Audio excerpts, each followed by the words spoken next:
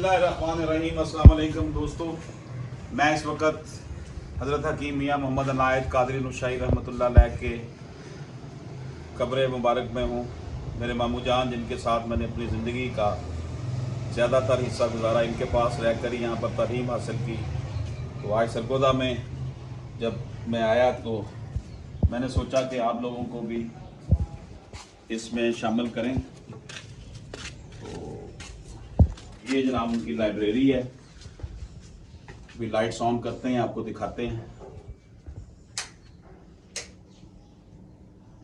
किबला हकीम अनायत साहब के दरबार के साथ इनकी लाइब्रेरी है। यहाँ पर हकीम अनायत कादरी नुशाई साहब बैठा करते थे इस जगह पर। ये उनकी लाइब्रेरी है जी। लाइब्रेरी से अंदाज़ा लगा लें कि यहाँ पर किस किस लेवल की बुक्स हैं। तो ये बेटा ज़रा दिखाएं। ये देखें जी, तफसीर मज़री, इसी तरह ज़ियाउल नबी तफसीर कुरान, तफ़हीमुल बुखारी, शरह सही मुस्लिम, अनवारुल कुरान, सनन अबू दाऊद।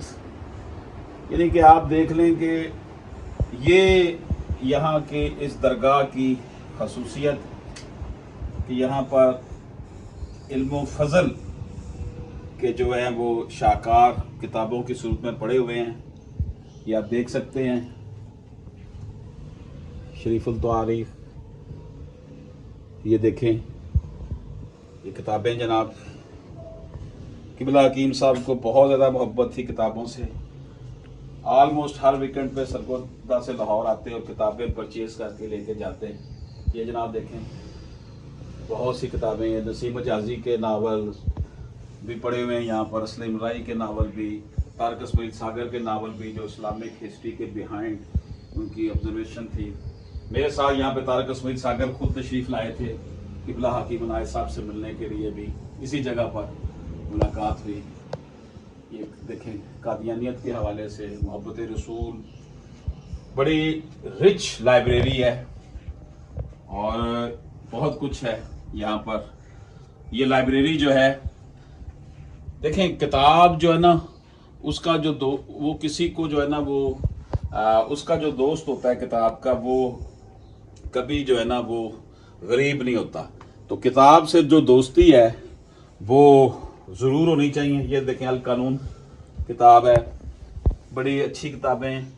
इस लाइब्रेरी का ये खासा है कि किबला हकीम अनायत कादरी नुशाई साहब ने इस पर भरपूर तवज्जो दी। कुछ किताबें और भी हैं जो अब उनको दोबारा बेहतर अंदाज में रखने के लिए उनको साफ सुथराई उसकी हो रही है।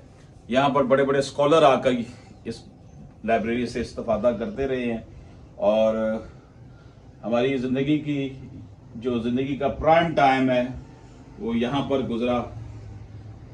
तो किबला हकीम अनायत कादरी नुशाई रहमतुल्लाह अलैह जो हैं, ये 1929 में अमृतसर जो मुत्तहिदा हिंदुस्तान था उसके एक गांव थांदे में पैदा हुए। 1929 में 2 बहन भाई, एक मेरी वालदा जनाब बे गुलाम फातिमा, अल्हम्दुलिल्लाह उनका साया हमारे सर पर मौजूद। हम लाहौर में रहते हैं, लेकिन मामू जान ने मुझे मेरी वालदा से ले लिया था जब मैं 6 साल का था। यूँ इनके पास ही मैंने मास्टर डिग्री करने के बाद तकरीबन 95 में यहाँ से गया। 1974 में मैं आया था। बड़ा टाइम गुजरा, बड़ी मोहब्बत फरमाने वाली शख्सियत हकीम अनायत कादरी नुशाई रहमतुल्लाह अलैह सिलसिला कादरी नुशाइया में जो थे वो बैद थे और ख़ुद भी उनके खुलफा जो हैं उनके इस मिशन को जारी रखे हुए हैं। उनके बड़े साहबजादा हकीम मियाँ मोहम्मद यूसुफ खान कादरी नुशाई साहब जो है वो भी इस वक्त हमारे साथ मौजूद हैं। किबला साहब के बेटे जो इस वक्त यहाँ का इंतज़ाम व इंसराम संभालते हैं।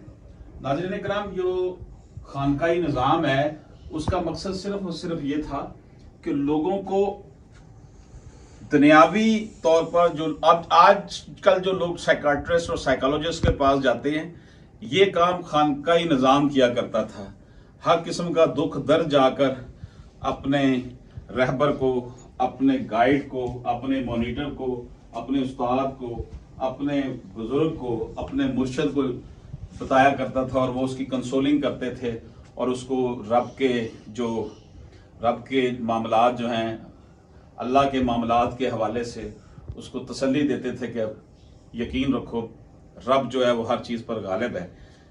चूंकि नफसा नफसी का आलम है, हर बंदा रुपए पैसे शान शौकत और स्टेटस में पड़ा हुआ है, इसलिए खानकाई निज़ाम से वाबस्ता लोग भी जो है ना वो रुपए पैसे की रेल पेल में भाग गए, दौड़ गए। इसलिए बहुत कम लोग इस वक्त हमें खानकाओं में नज़र आते हैं जो कि सिर्फ और सिर्फ मिशन के लिए काम कर रहे होते हैं, लोगों की भलाई के लिए काम कर रहे होते हैं। जो रूहानियत है वो शरीयत से कोई अलग चीज़ नहीं, इस्लाम है ही रूहानियत का मज़हब, और रूहानियत यही थी कि जनाब अल्लाह के नेक बंदे जो हैं वो अपने गिर्द लोगों को बिठाकर पंदो नसा करें, उनको समझाएं कि ज़िंदगी कैसे गुजारनी है। तो हकीम अनायत कादरी नुशाई साहब रहमतुल्लाह अलैह पर्दा फरमा गए 2015 जनवरी की तारीख 5 जनवरी थी, 13 रबीउल अव्वल था। तो वो हमारे दिलों में है। ऐसी शख्सियात जो हैं वो नहीं मरती, उनका फैज़ान जारी है।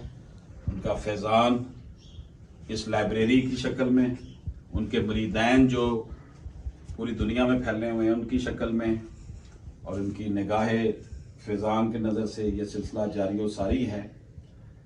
तो दोस्तों, ये